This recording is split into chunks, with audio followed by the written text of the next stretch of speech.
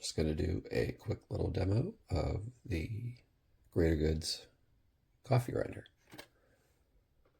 Beans are there in the hopper, as you can see. Cups in place. I already have this set for my preferred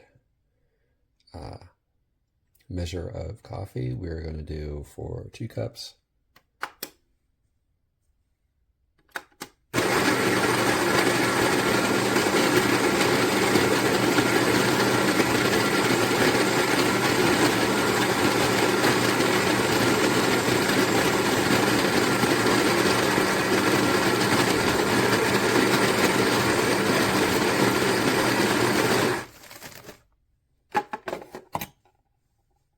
And there you have it.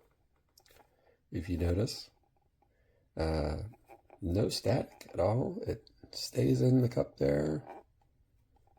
It doesn't stick to it. It's all very good. So this is the Burr grinder, and when you turn it on,